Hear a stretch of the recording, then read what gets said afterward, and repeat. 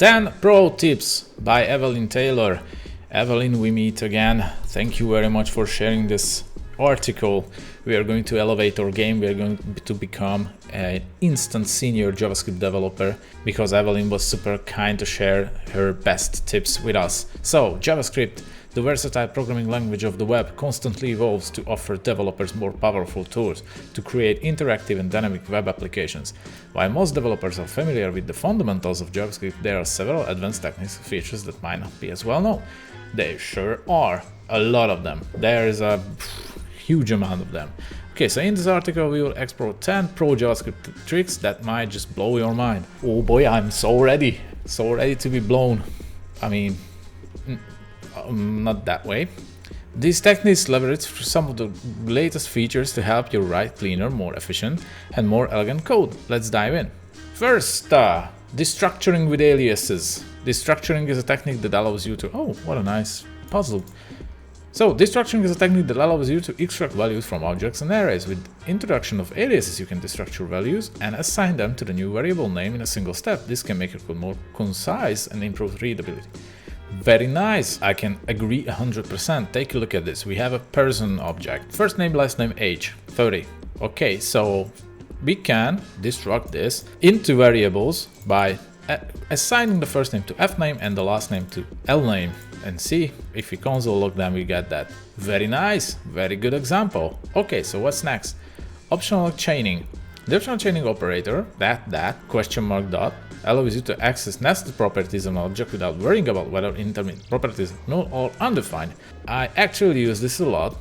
The greatest ever thing that was added to JavaScript is this one. This helps prevent those declared cannot read property. Because before you had to always check that a type of whatever is not undefined and then you could call it. It was nightmare. But right now, see, we have a user object which has an info, an address, street, city. And so you can do this. How neat is that? So it will only continue to check if the next one exists. So in this case we get this example wheel.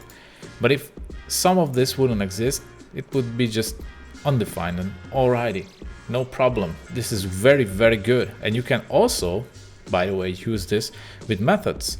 So you could do something like user.pointInfo and the parentheses to invoke the method, and unless it exists, it's not invoked. You don't get any errors. It's the greatest thing ever. Oh, nullish coalescing operator. Another great thing.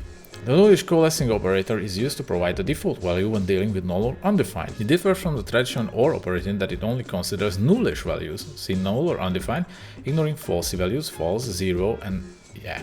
If we have a default value default and user input null, so value, user input or default value.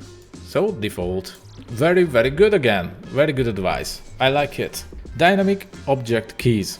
You can now use expressions to define dynamic object keys with an object literally using square brackets. I don't know. I think that was added a long time ago, but still good thing to know. So you can define a key in a variable and then use it here. So, oh, no, this wasn't added.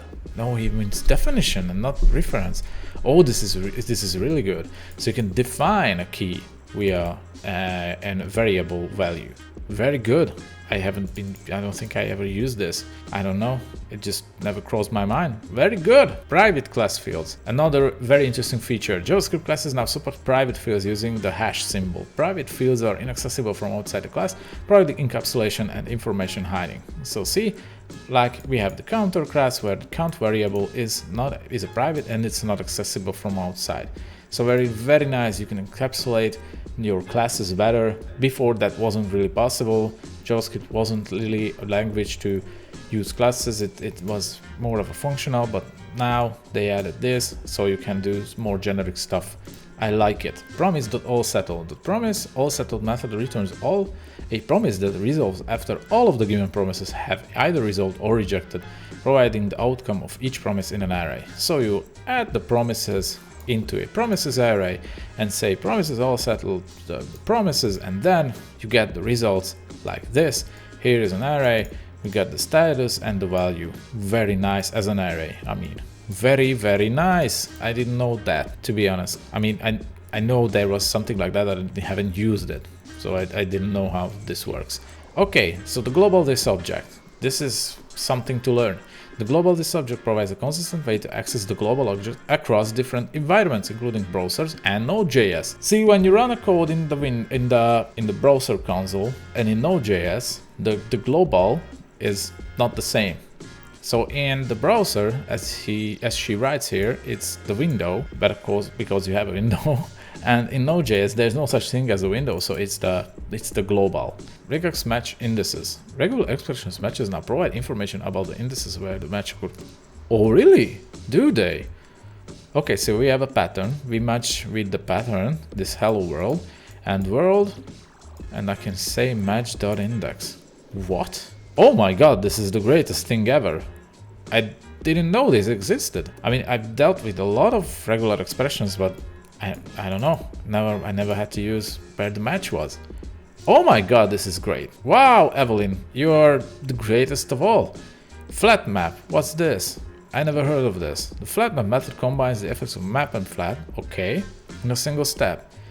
Okay, it maps each element using a mapping function, okay, and then flattens the result to the depth of 1. What? What does that mean? Okay, so we have numbers, right? Double and flattened, okay.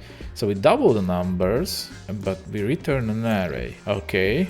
So this should be like an array 4. Aha, I see it. I see what's the problem. If we just run map here, that we would get like 4, 2, 4, 6. Right, but this would be an array, this would be an array, this would be, so it flattens it back to a one-dimensional array.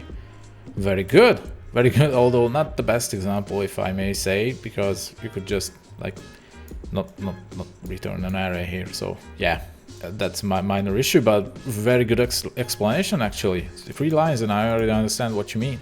Okay, logical assignment operators. JavaScript introduces logical assignment operators and an equals or equals and knowledge coalescing equals. Combine logical operators with assignment concise manner. I've never ever used this. For me, it makes the code a little bit more complicated, but maybe in the future. Let x false, x or equals true. We do an or operator. It's basically saying that x equals x or true. So that's the same thing. Okay, so that one's x and true, and that one nullish coalescing. So if it's nullish value. Okay. In conclusion, JavaScript continues to evolve with powerful features and techniques. Very nice. Keep exploring and experimenting to stay at the forefront of JavaScript. Very good. Evelyn, round of applause. And again, a very good article. I actually learned something. See, sometimes you need to just read or watch my videos and I read it for you and you can learn. I'm so happy with this. I think this is the end of the video. I hope you liked it. If you liked it, leave a thumbs up and subscribe and leave a comment in the comment section below. So, see you in the next one. Goodbye.